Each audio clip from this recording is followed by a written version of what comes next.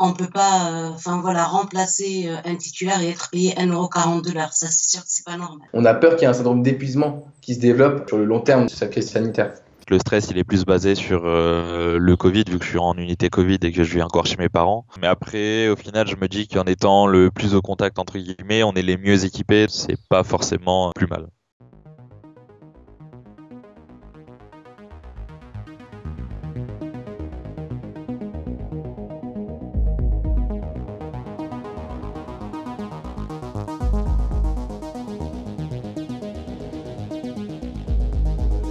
Il y en a facilement plus de 50 000 qui sont déjà aujourd'hui dans les services, en tant que stagiaires pour certains, et d'autres en tant que vacation. On a été appelé le lundi dans la journée pour nous prévenir que le lundi soir, en fait, on partait en stage en pneumo.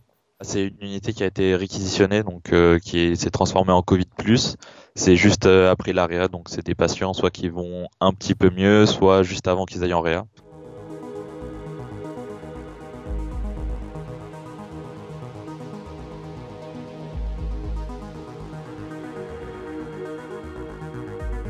Nous, je crois que c'est 38 ou 39 € par semaine en tant que deuxième année. Et 50 € par semaine en troisième année.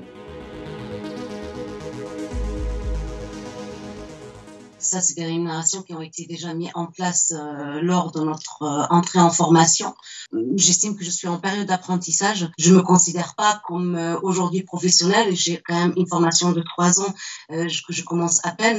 Donc cela ne me choque pas en fait. Par contre, voilà, là où aujourd'hui en fait on a une difficulté supplémentaire, c'est qu'aujourd'hui on a bon nombre d'étudiants donc en stage parce que ils sont en deuxième, troisième année et qu'aujourd'hui on peut travailler en tant qu'aide-soignant. On leur demande de remplacer un poste aide-soignant manquant. Ils nous ont demandé si dans notre promotion il y avait des volontaires. Ça c'est totalement banni et nous on dénonce ces conditions-là. Employer un stagiaire pour remplacer un titulaire, je trouve pas ça normal qu'il soit rémunéré à un taux de 1,40 €. Ces indemnités aujourd'hui ne sont pas à hauteur de l'engagement demandé par les étudiants. Un aide-soignant c'est bien plus, c'est minimum un SMIC.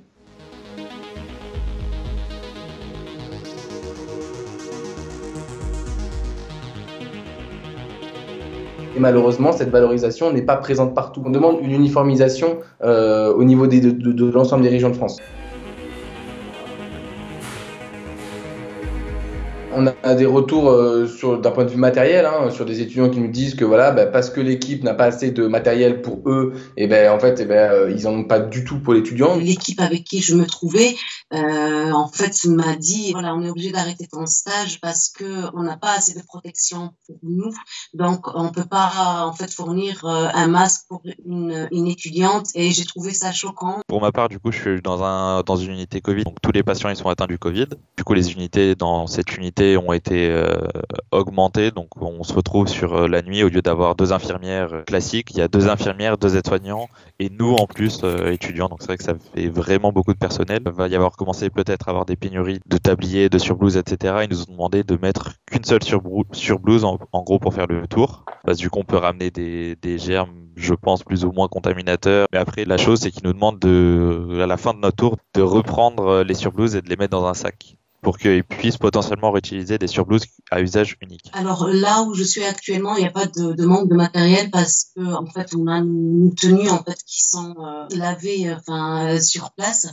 Et par rapport au masque, on a 2 masques par jour, donc un le matin et un l'après-midi. Quand j'ai commencé mon stage, c'était un masque par jour.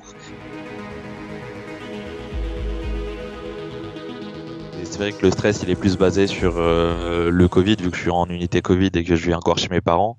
Donc j'ai mis tout un système en place pour rester dans ma chambre. Mes parents, ils m'apportent à manger devant le palier de la porte. Cette semaine dans ma chambre, ça risque de faire un petit peu long. Mais on a des étudiants qui nous disent que parce qu'il y a une tension dans les services, qu'il y a une pression mentale qui est faite beaucoup sur les étudiants. Malheureusement, on a des étudiants qui nous contactent et qui nous demandent déjà comment ils peuvent faire pour interrompre leurs études, les arrêter, suspendre leurs études pour 6 mois, parce qu'aujourd'hui, en temps de crise sanitaire, c'est très compliqué pour certains.